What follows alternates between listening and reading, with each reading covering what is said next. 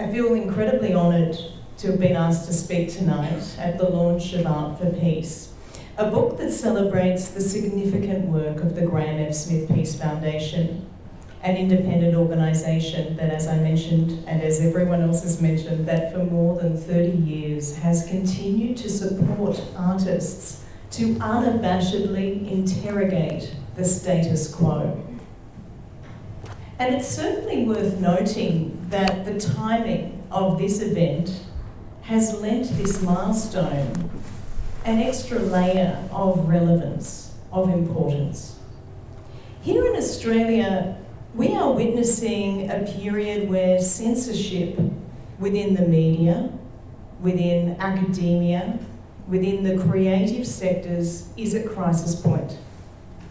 So for independent artists who are overtly concerned with justice, the support of organisations like the Graham F. Smith Peace Foundation has never ever been more critical. Over the past few years, there have been a number of examples which highlight the ongoing challenges faced by creatives when their work intersects with political and/or social issues. One notable case involves Abdul Abdallah, an artist whose work often explores themes of marginalisation, themes of societal and social exclusion. And in 2019, his artworks were part of a touring exhibition called Violent Salt. It was an exhibition that focused on the experiences of violence and oppression across various landscapes.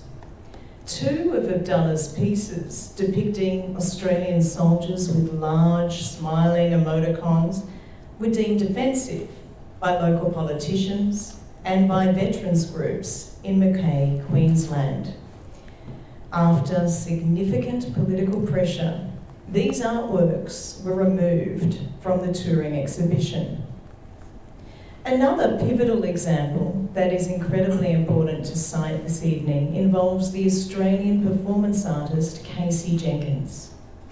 Their live artwork, Immaculate, sought to document their ongoing process of trying to conceive via self-insemination as a solo queer individual.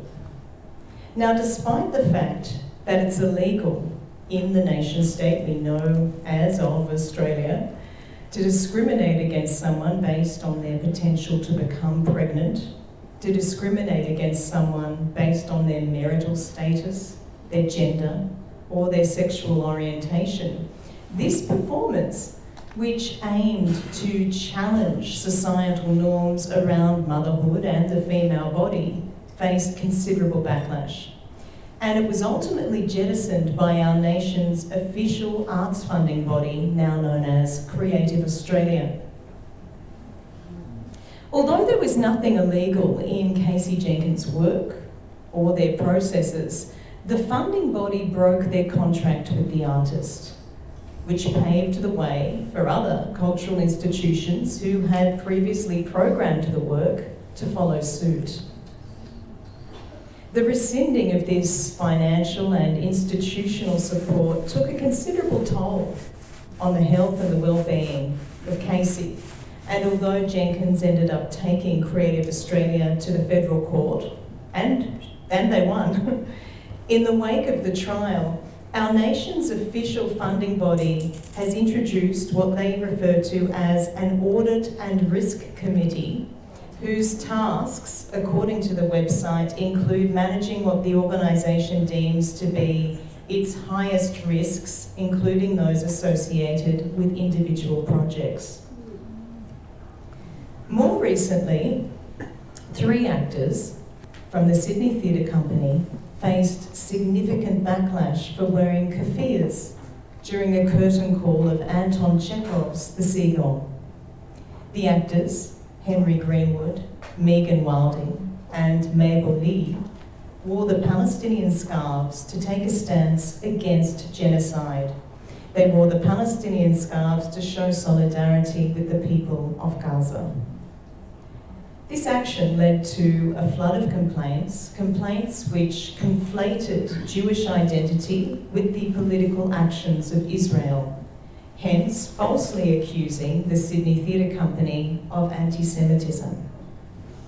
Several high-profile donors and board members resigned, and this pressure ended up in an apology from the STC and the cancellation of midweek performances of the play. In the apology, the theatre company emphasised its responsibility to create a safe space, and they asked the actors to refrain from political expressions on stage for the rest of the show's run. The actors kept their jobs despite this backlash, but these principled actions and subsequent reactions are incredibly important for us to note as they highlight the tension between artistic freedom and expression and the sensitivities of donors and patrons. And perhaps more importantly, this example also emphasises the financial vulnerabilities of cultural institutions who are reliant on external funding. It reveals how censorship will always be alive and well in our nation for as long as political expressions have significant repercussions on their fiscal operations. Outside of the public eye, a different and perhaps a more insidious type of artistic censorship occurs. As I'm sure most of you are aware, the livelihood of independent artists is dependent on funding. 80% of an independent artist's work is spent planning for and preparing to submit grants. So what does that look like in practice? Well, after the period of project planning, which can take months, the grant application generally takes around 3 to 4 days to complete. And of course, when you're not on a salary, this exhaustive labour remains entirely unpaid. Therefore, one of the most effective and common ways to silence an artist is for government funding agencies, cultural institutions and festivals to simply cease supporting their work. And part of the reason why this form of censorship is so powerful is because it takes place behind closed doors. It remains unnoticed by everyone, all but the artist, who, as a result, can no longer pay their rent or mortgage, who can no longer afford to eat without forfeiting their craft for another job. So surviving as an independent artist and arts worker has always been precarious. Surviving as an independent artist who strives to produce and share contemporary work ethically, even harder. But we all know that since the dawn of time, artists have always sought to depict the world around them. And at a time when this reality is facing a host of profound crises, it is vital that artists who care about environmental and human rights, who care about social justice, are not penalised for doing so. It seems, however, that here in Australia in 2024, the interplay between the current funding models and the gatekeepers of cultural institutions and festivals versus democratic freedom of artistic expression is seriously flawed. And in addition to this extremely alarming issue of censorship, we also know that our existing funding models make it impossible for professional, independent artists to thrive.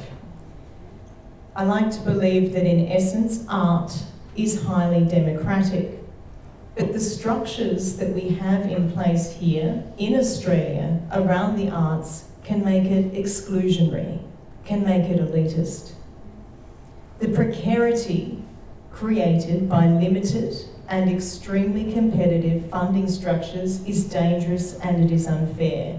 Artists are workers, artists are taxpayers, artists have rent, mortgages, kids, responsibilities, disabilities, and health and housing challenges just like everyone else.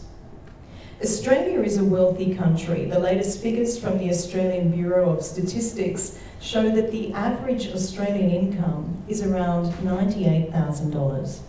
And yet, the majority of professional independent artists live close to the poverty line. A study released just ahead of this year's budget by Professor David Throsby revealed that half of all Australian artists earn less than $10,000 a year from their creative practice. The other half take $23,000 from creative work and an annual total of $54,000 from all sources of combined income. This is despite the fact that artists train for more than a decade in order to become established in their field. This, I'm sure you'll agree, is unsustainable and unsafe.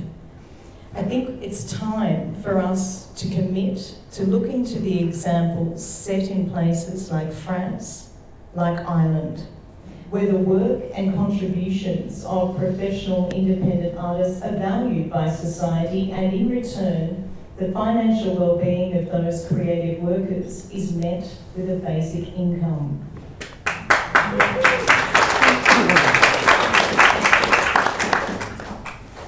The parallel effect was extremely fortunate to have been a recipient of the Graham F. Smith Peace Prize, and it arrived just in the nick of time.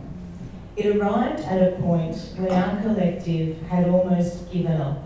We'd almost given up due to lack of funding and institutional support and dwindling savings.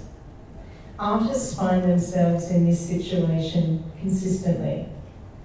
So rather than having to depend solely on principled, independent organisations like the Graham F. Smith Peace Foundation, who for over 30 years have bolstered artists to create work for justice and peace, I believe it's time for Australia to redefine what support for artists looks like.